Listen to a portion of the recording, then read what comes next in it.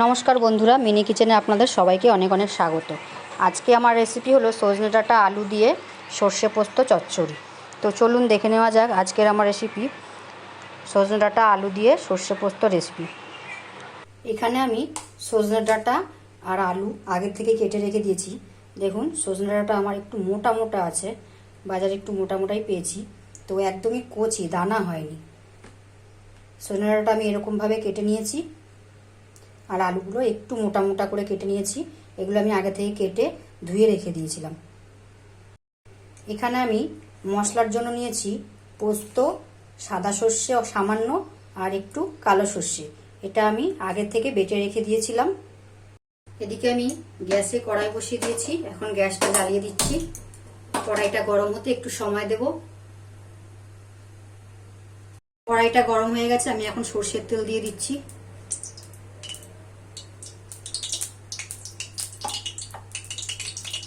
তেলটা গরম হয়ে গেছে, আমি এখন সামান্য একটু কালো জিরে দিয়ে দিলাম।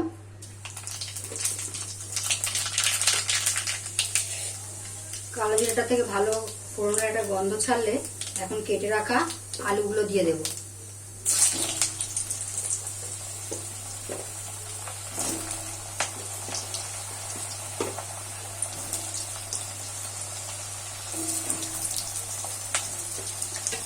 আলুগুলো দিয়ে ভালো করে নাড়াচাড়া করে দেব। এখন আমি এখানে 5টা কাঁচা লঙ্কা চিড়ে রেখেছি, এগুলো দিয়ে দিচ্ছি।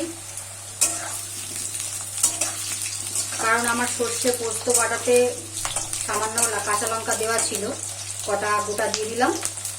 ঝাল যে যেমন খাবে নিয়ে নিতে পারবে। এখন আমি আলুটা ভাজবো লাল লাল করে।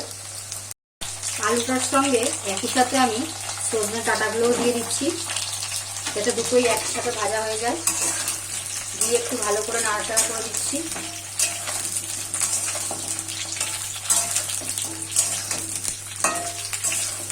রান্নাটা আমি যেভাবে করছি আপনারা যদি সেভাবে করেন দেখবেন দুর্দান্ত স্বাদের হয় রান্নাটা। এমনি সজনে ডাঁটা শরীরের পক্ষে খুবই ভালো। আমি এই টমেটোগুলো কেটে রেখেছিলাম, এখানে দুটো টমেটো আছে, আমি 4 ফালি করে কেটে রেখেছি। এখন এইগুলো দিয়ে দিলাম একসাথে, দিয়ে আরেকটু নাড়াচাড়া করে দেবো।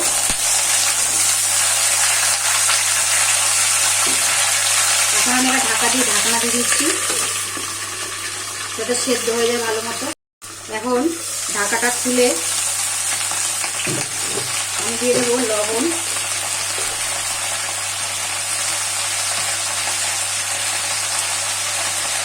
লবণটা দিলে তাড়াতাড়ি সেদ্ধ হয়ে যাবে। আর দিয়ে দেবো হলুদ।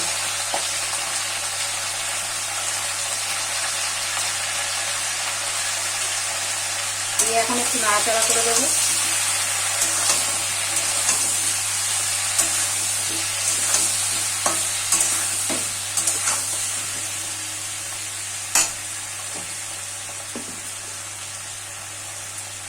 এখানে আমি একটু কাশ্মীরি লঙ্কা রেখেছিলাম রঙের জন্য, তো দিয়ে দিলাম যাতে একটু কালারটা ভালো আসে। আপনারা চাইলে দিতে পারেন, না চাইলে না দিতে পারেন। কাশ্মীরি লঙ্কাটা দিয়ে একটু নাড়াচাড়া করে দিচ্ছি।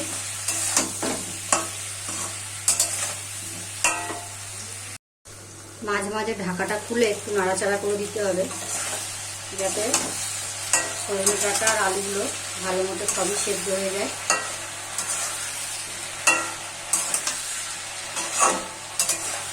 দেখুন টমেটোগুলোও সেদ্ধ হয়ে গেছে।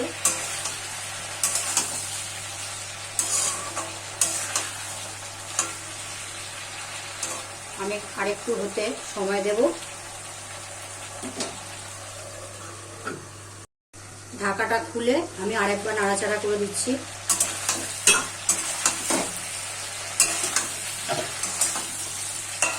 এখন আমি আলুটা দেখে নিই কিরকম সেদ্ধ হয়েছে।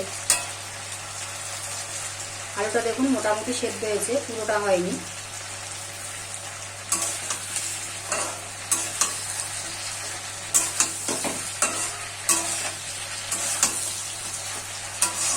আরেকটু আমি ভাজা ভাজা করবো, যাতে আলু আর ডাঁটাটা আরেকটু সেদ্ধ হয়ে যায়।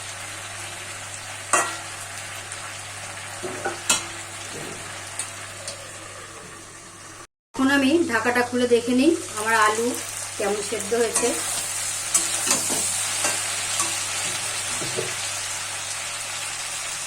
দেখুন আলুটা সেদ্ধ হয়ে গেছে, খুন্তিটা ঢোকানোর সাথে সাথে আলুটা দুফালি হয়ে গেল। এই সময় আমি দিয়ে দেব সর্ষে পোস্ত বাটাটা।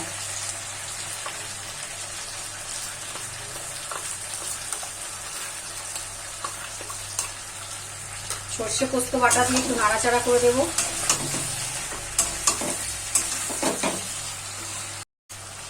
যে বাটিটা ধুয়ে সর্ষে পোস্ত বাটাটা লেগেছিল তার মধ্যে একটু জল দিয়ে আমি দিয়ে দিলাম, দিয়ে আবার নাড়াচাড়া করে দেব।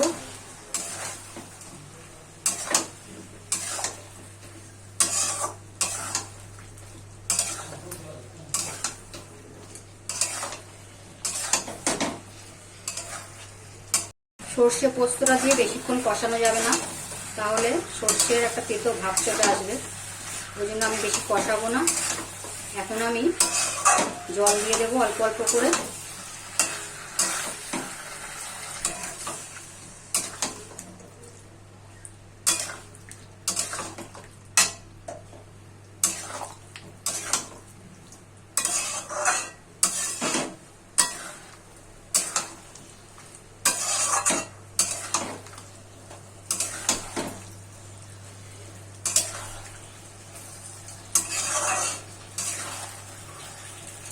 অল্প জল দিয়ে একটু নাড়াচাড়া করে দিলাম, একটু তেলটা ছাড়লে তারপর আমি বাকি জলটা দেব।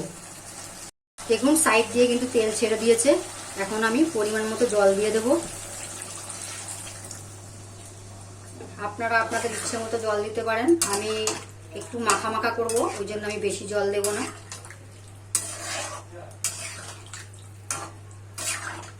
এই জলেই আমার সব সেদ্ধ হয়ে যাবে, আলুটাও সেদ্ধ হবে, ডাঁটাটাও সেদ্ধ হয়ে যাবে, আমি আর জল দেব না। আমি এখন ঢাকাটা খুলে দেখে নিই আমাদের তরকারিটা কতটা সেদ্ধ হলো। দেখুন তরকারিটা তো ফুটে গেছে, এখন আমি নাড়াচাড়া করে দিচ্ছি।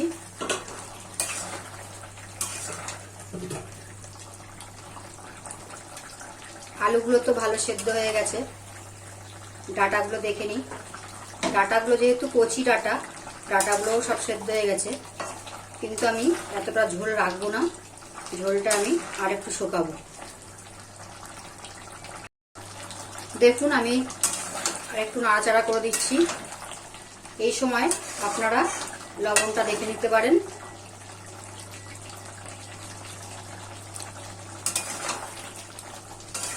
আমার মনে হলো আর একটু লবণ লাগবে, আমি আর একটু লবণ দিয়ে দেব। আমি আর এতটা মতো লবণ দিয়ে দিচ্ছি।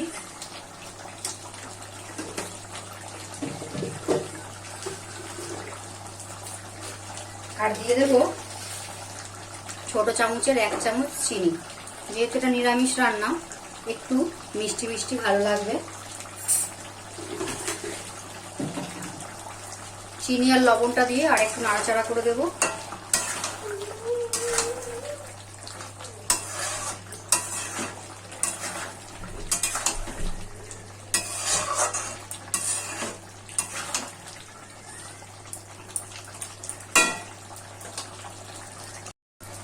আমি এখন গ্যাসটা অফ করে দেব। গ্যাসটা অফ করে দিলাম।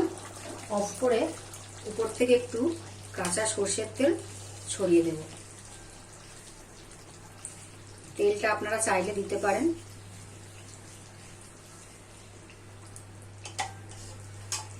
সরষের তেলটা দিয়ে কিছুক্ষণ ঢাকা দিয়ে রাখবো। রেডি হয়ে গেছে আমার আজকের রেসিপি সজনে ডাঁটা আলু দিয়ে চচ্চড়ি। আমি এখন একটা প্লেটে বেড়ে দেখিয়ে দিচ্ছি।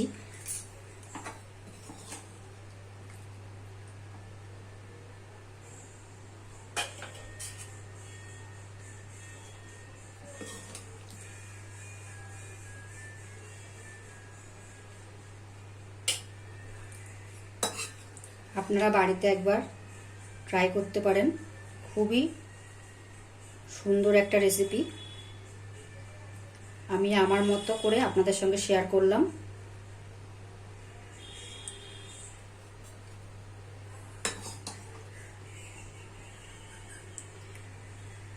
রেসিপিটি কেমন লাগলো অবশ্যই জানাবেন।